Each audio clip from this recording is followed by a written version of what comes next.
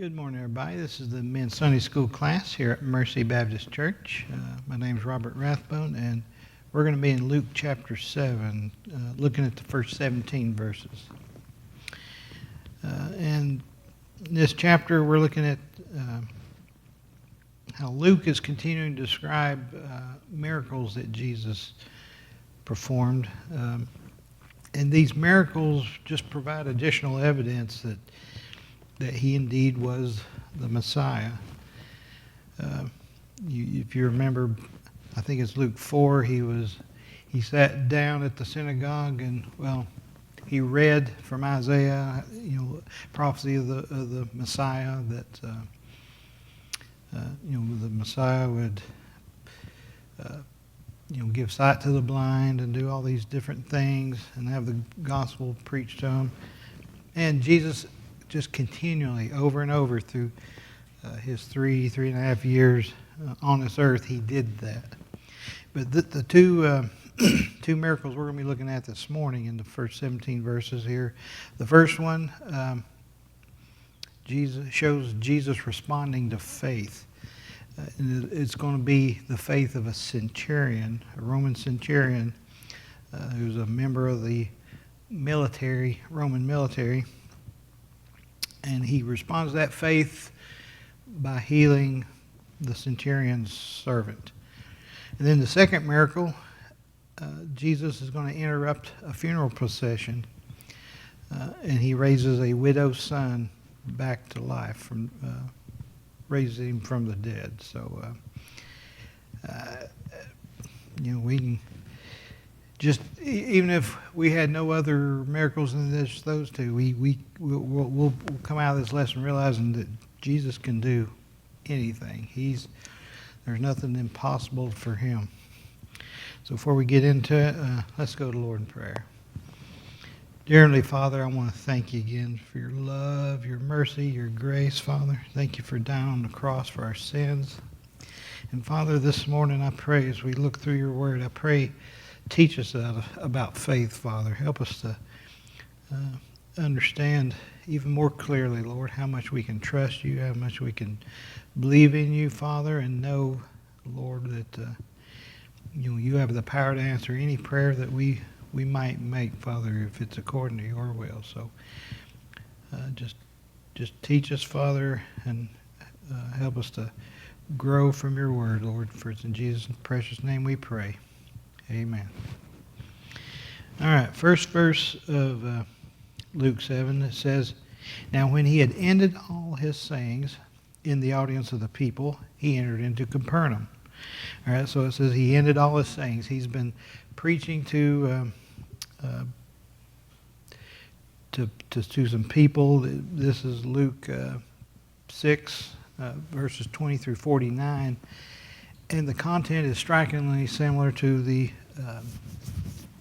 Matthew's account of the Sermon on the Mount, and so commentators are divided. Is this Luke's account of the Sermon on the Mount, or is this just an occasion when Jesus reused some of the same material? We really don't know for sure. But anyway, Jesus has been preaching, basically the equivalent of Sermon on the Mount, or at least a subset of it. He says in the audience of the people. And so he has now finished his sermon to them, the lesson that he was teaching to them, and now he enters into Capernaum. So apparently the location where he was teaching them was in between towns, but apparently Capernaum was a nearby town, or possibly the closest one. And so after he gets through preaching, he dismisses the crowd, and now he goes into Capernaum. And if you study the Gospels, you'll see Jesus spent much of his time in Capernaum. Verse 2, it says, "And a certain centurion's servant, who was dear unto him, was sick and nearly ready to die." Now, a centurion is an officer in the Roman military, and the word centurion, it indicates he's a commander of 100 men. it begins with the CENT, which is a prefix where we get words like centurion, centennial, referring to 100. So he's a military officer in the Roman army. He's a commander over 100 men. Now that fact alone indicates he's a Gentile. And so as a Gentile, and in the Bible you got Jews and you have Gentiles. Gentiles, anybody who's not a Jew, and they are basically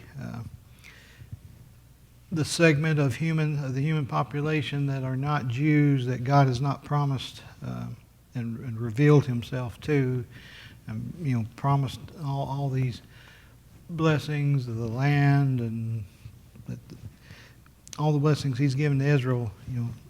Obviously the Gentiles are excluded from that. And so this man's a Gentile, so he's not naturally going to be a believer in the God of the Jews.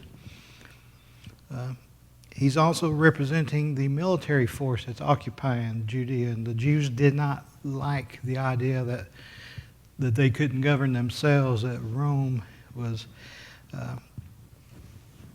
dominating them, or the head was. So this Roman centurion was part of the occupying force, and so that's not going to make him very popular normally. And then he has a servant who's dear to him, and he's ready to die. And under Roman law, a master had the right to kill a slave if that slave could no longer fulfill his duties. And this servant's already at the point of death, so this Roman officer could very easily and been within his rights under Roman law to go ahead and just kill this servant, and then save the expense of caring for him and nursing him back to health and trying to he could just move on and go get him another servant. But this servant was dear to him. He cared about this servant. And Luke doesn't give us any more detail. We don't know why, if he's a friend or whatever, but he had grown attached to this servant. And so he wasn't ready for him to die. He wanted to see this man live.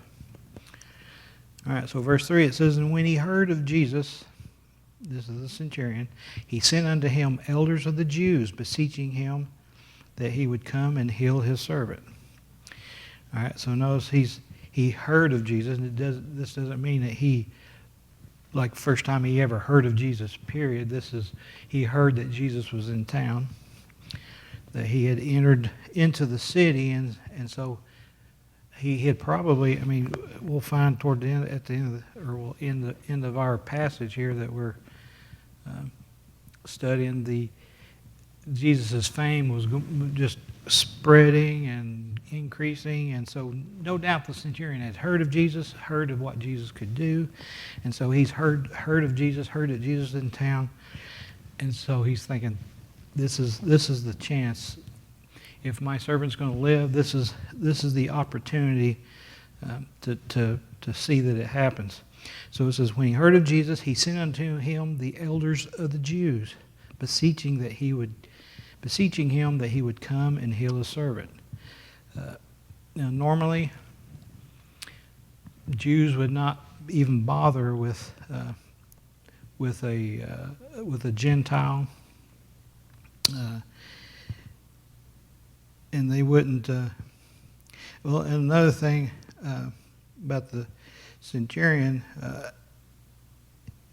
he didn't. When he heard that Jesus was in town, he didn't go himself and try to impress Jesus or possibly intimidate him, because he was, he represented Rome, and therefore Jesus should do what he said.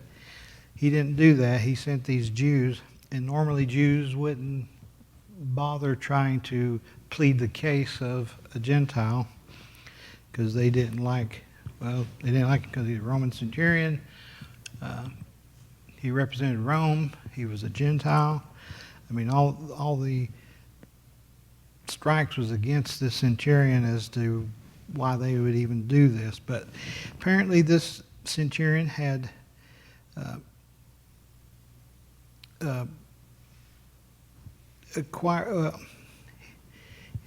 he had earned some respect. I'm getting ahead of myself here. But the centurion sends the elders to the elders of the Jews to go to ask Jesus to do this, to come and heal a servant.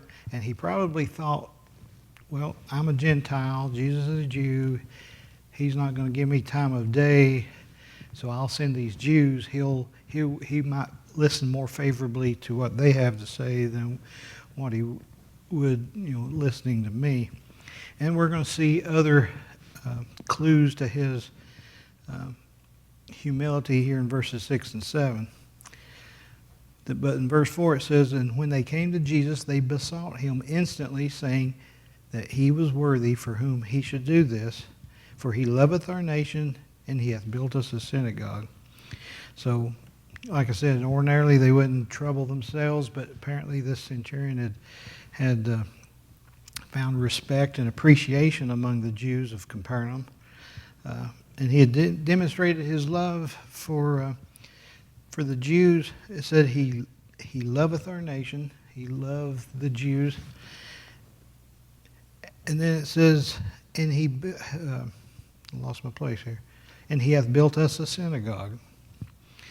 So either the centurion had helped finance the synagogue, or else perhaps since he was in command of 100 men, maybe he ordered his men to build or help build the synagogue. But either way, they're giving him credit for it, that this centurion, they wouldn't have had this synagogue if the centurion had not helped them out. And so they said, look, he's worthy. He deserves for you to come and do this. This is not just some rascal or some guy that's trying to throw his weight around. Jesus, he loves our nation. He's built us a synagogue. He's good to us Jews. You should go see, go and do this, what he's asking. And so verse 6, it says, "Then Jesus went with them, and when he was now not far from the house, the centurion sent friends to him, saying unto him, Lord, trouble not thyself, for I am not worthy that thou shouldst enterest under my roof." So Jesus had decided, okay, I'm going to go do as you ask. I'm going to go and heal the servant. And he's heading toward, they're taking him back to the house, but he had not quite reached the house, the home of the centurion, when the centurion sends friends. And we don't know what the nature of these friends are. They may have been more Jews. Might have been some of his Gentile friends. But they come to Jesus and they intercept him before he gets to the house, and they bring a new message from the centurion. And the message is, he says, Lord, trouble not thyself. Because for a Jew to enter into a Gentile's house, they considered that to make the Jew ceremonially unclean. And then he'd have to jump through a bunch of hoops and doing an offering and taking a bath and all this stuff in order to become clean again. I think they may have been clean until sundown, or I'm not sure what. Of course, a lot of that is just their Jewish tradition, not Mosaic law. But the Gentiles, I'm a Gentile, or this centurion is thinking, I'm a Gentile. I'm not worthy of Jesus going all that trouble, making himself unclean by coming into my house to do this. And so he says, Lord, don't trouble yourself. Don't put yourself through this just to do this. He says, because I'm not worthy that thou shouldest enter into my roof, or enter in under my roof. And so he's like, I'm not worth the trouble. If it had been a Jew, then perhaps. But he says, look, he apparently recognized what Jews thought of because he loved the Jewish nation, so he apparently was aware that they looked at him as a Gentile dog, or Gentiles in general. And so he's thinking, look, I'm not worthy. You shouldn't have to put yourself through this, Lord. And he may have also considered himself unworthy because of his own sinfulness, much as Simon Peter did back in Luke 5:8 when Simon Peter told Jesus, he said, Lord, depart from me because I'm a sinful man. All right, and then we see even more of his humility. Verse 7, he says, wherefore neither thought I myself worthy to come unto thee. He says, but saying a word, and my servant shall be healed. So he didn't even think himself to be worthy, even though he was a Roman centurion. He was an officer in the Roman military. He could have went in there and thought, well, don't you know who I am? But he didn't. He did not do that. He said, I didn't even consider myself to be worthy to come unto you and make this request. I suspect only his love for this servant and the desperate need of his servant was what motivated him to even dare to come to Jesus or to make this request of Jesus. So he says, neither thought I myself worthy to come unto thee, but he says, but say in a word. In other words, just speak, Lord. He says, and my servants can be healed. He says, you don't have to come in under my roof. I know wherever you're at, you can just say, servant, be healed, and it'll happen. But then listen to his explanation. Verse 8, he says, for I also am a man set under authority, having under me soldiers. And I say to one, go, and he goeth, and to another, come, and he cometh. And to my servant, do this, and he doeth it. So he, as a military officer, he understood how authority worked. As a centurion, as an officer in the army, he says all he had to do was speak a command, and those that were under his command had to obey.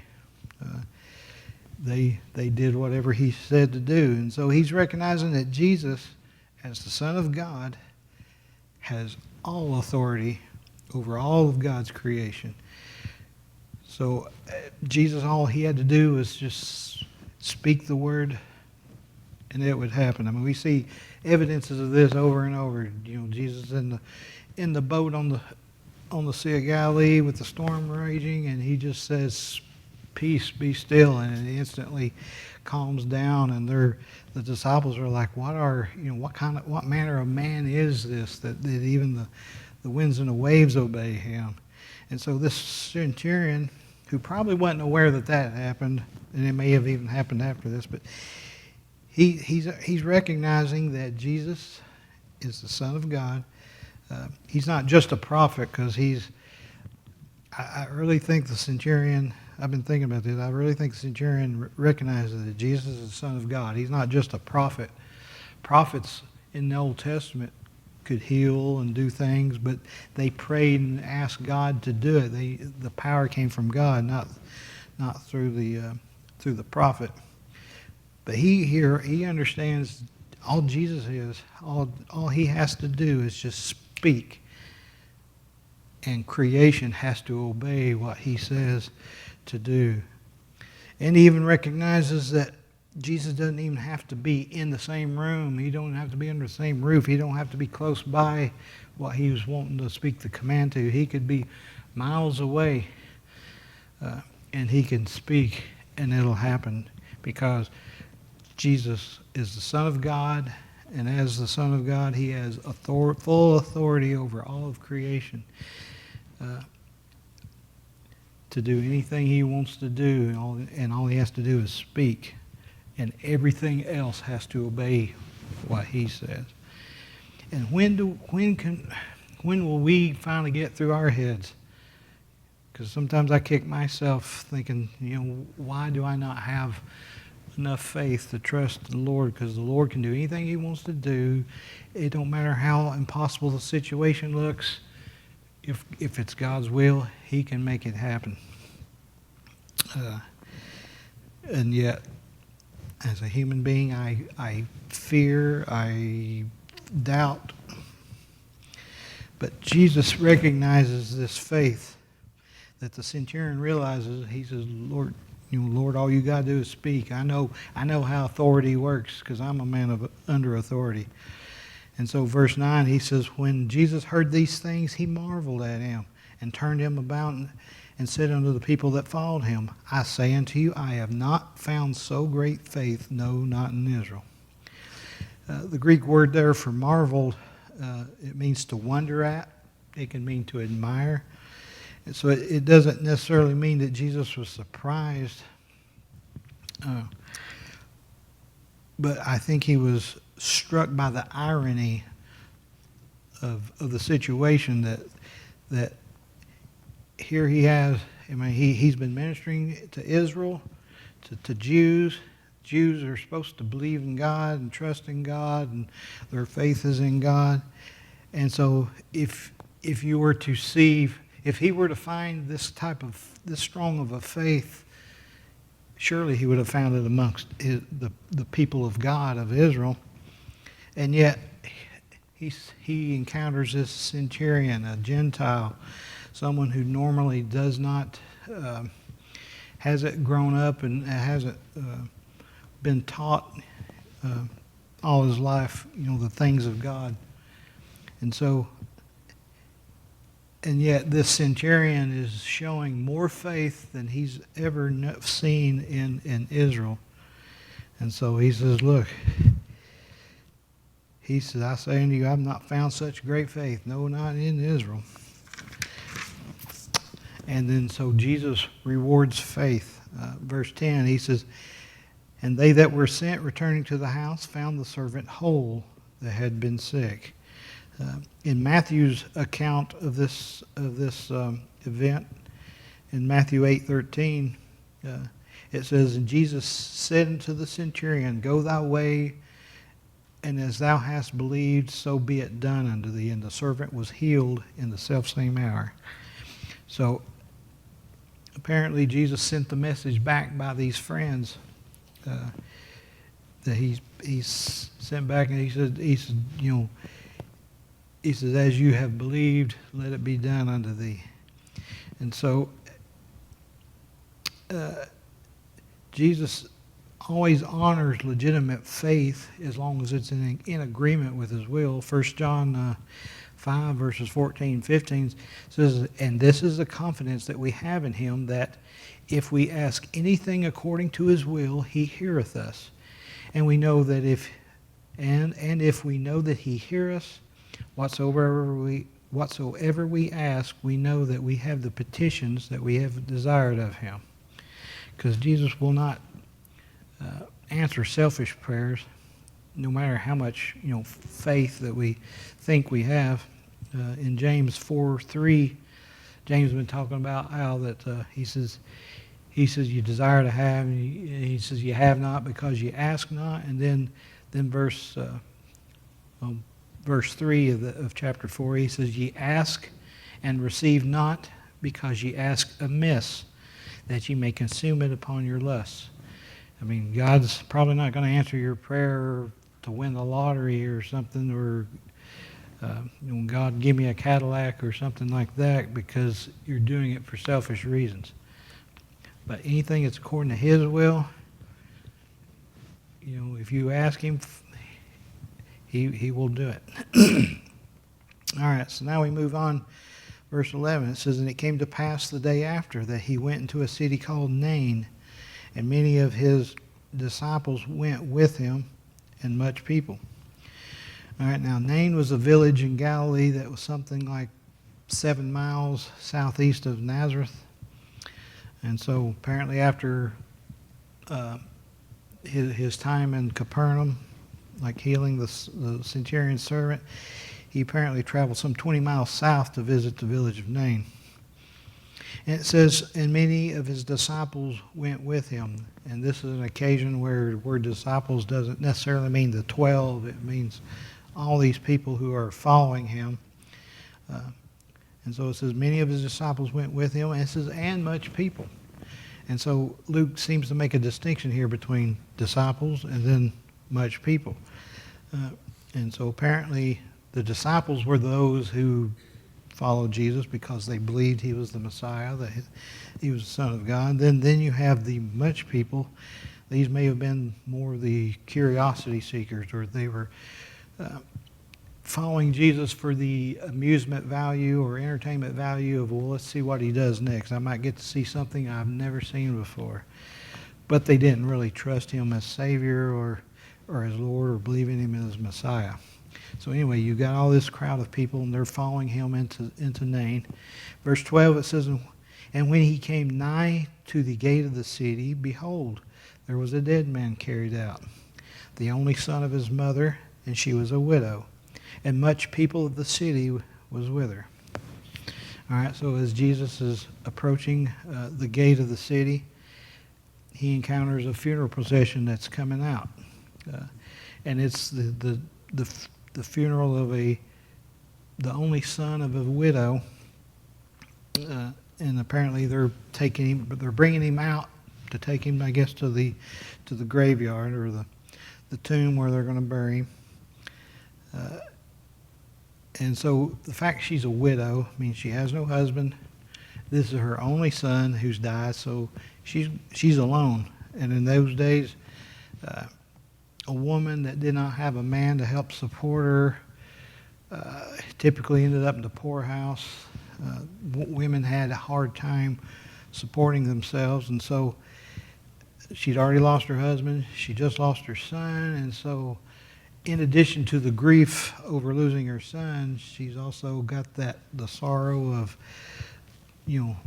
how's she going to take care of herself? How's she going to support herself? And as the custom was in that day, many people had joined the funeral procession to express their condolences and their respect. And so they were following the procession out, or they were part of the procession. Verse 13 says, "And when the Lord saw her, he had compassion on her. And he said unto her, Weep not. And he came and touched the bier, B-I-E-R, and they that bare him stood still.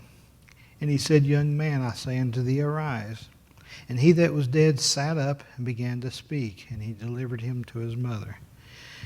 All right, so the funeral procession is coming out, possibly led by the widow.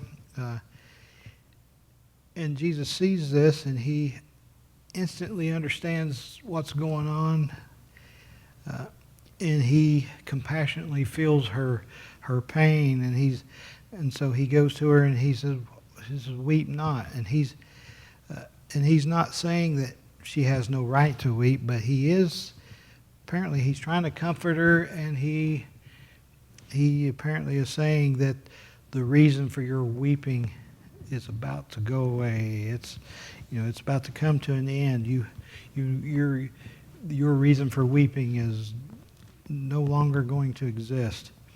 And so he came and he touched the bier, B-I-E-R, when the word means a coffin. And it says, "And they that bare him stood still." So apparently the pallbearers that were carrying it, when Jesus reaches out and touches the coffin, they just stop. The Jews believed that if you touched, and under the Mosaic law, if you touched a dead body, if you touched, or even a coffin, the Jews believed that would make you ceremonially unclean. So they're like, "Whoa, wait a minute, what's Jesus doing? What's this man doing?" And yet, Jesus wasn't concerned with that. In fact, it would be impossible for anything to make Jesus unclean, to defile him, because Jesus' power over death, or Jesus' power is greater than death. And so these pallbearers stop in the procession. They stop dead in their tracks, perhaps out of surprise that Jesus would do this. It may be that they knew who Jesus was, and they wanted to see what he was going to do. But they stop. And so Jesus, He says, and he said, young man, I say unto thee, arise. Now, only Jesus could walk up to a dead person and say, arise, and be fully, with the full confidence that they would obey, the dead person would arise and would get up. Because later on, Jesus instructs a little girl who had died. He tells her to arise. Luke chapter 8, verse 54. And then even later, he calls to Lazarus. Lazarus, come forth. In John 11:43, and Lazarus does it. I mean, much like the centurion says, Lord, all you got to do is speak the word. And creation has to obey. It has no other choice. And that's what Jesus did. I mean, Jesus said, I'm the way, the truth, and the life. He could walk up to a dead body and say, command it to arise, to come back to life, and it would instantly do so. And it says, and he that was dead sat up and began to speak, and he delivered him to his mother. Now, it says he that was dead sat up and began to speak. Well, we don't know what he said. He may have been surprised, like, hey, I'm alive. Is this what? He may have been calling for his mother. He may have been responding to what Jesus said. He said, like, Lord, I'm alive. I'm rising up. I'm alive. We don't know what he said, but Jesus, it says he delivered him to his mother. So it may have been that Jesus helped him get out of the coffin, and then he takes him over to his mother. And when he said, weep not, that's what he meant. Your reason for weeping is now over. It no longer exists. So verse 16 says, and there came a fear on all, and they glorified God, saying that a great prophet has risen up among us, and that God hath visited people. All right, so there's a great number of witnesses here. Not only did Jesus bring, many of his disciples and much people that were following him, they saw this, and then all these people that were part of the funeral procession. Go back. It says, much people, the city was with her. They came out, and they were witness to this. And so it says, and there came a fear on all. And that word fear, it can mean fear in the sense of what we normally think of fear, of being afraid, but it can also mean reverence. And so this fear and reverence came upon all. They realized, hey, God is at work here. This is something that God's doing. It says, and they glorified God, saying, he said that a great prophet has risen up among us. Now, notice they don't say, oh, the Son of God is here. God has visited us in human flesh. They didn't say that. They said a great prophet. They seem to recognize Jesus only as a great prophet, that he is doing what Old Testament prophets would do, perhaps on steroids, that he's doing way beyond what they ever did. But they don't seem to recognize him as the Son of God. They only see him as a great prophet. And then they say, and that God has visited his people. That could be a reference by some of them to that Jesus was, the Son of God, or it could be they were just say God's visited his people. God is working through this great prophet, much like he did through the prophets in the Old Testament.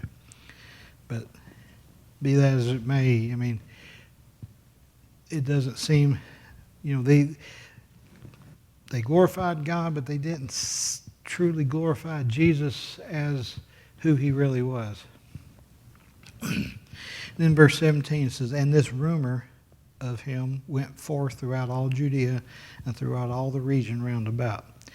The Greek word there for rumor, it refers to an idea or a concept spoken by mouth. So as you can imagine, I mean, they didn't have telephones and television and radio to broadcast news. So news had to travel by word of mouth. And so the rumor or the news or the idea of this Jesus, he's a great prophet, and God's working through him. That went throughout all the Judea and the surrounding region. The fame of Jesus just kept getting bigger and bigger, and the news spread, and they're like, "Did you hear what the latest thing that Jesus has done?" And so it may have been hard in those days, even without, television and radio and all this mass media type ways of getting news around. People were hearing about Jesus, and that's why Paul in Acts, I think he's talking to either Agrippa or I forget the other king, but he says these things were not done in a corner. It's like these things was done out in the open. Everybody, it wasn't something secret. And here, so Jesus' fame is going out for people to know who he is. And we can read it here centuries later and see, yes, Jesus was fulfilling everything that the Messiah was to do, was prophesied to do. He was proving himself to be the Son of God. All right, so we'll be in chapter 8 next week. And we'll be looking at the parable of the seed of the sower, and that gets pretty interesting too. So we'll pick up there next week, chapter 8.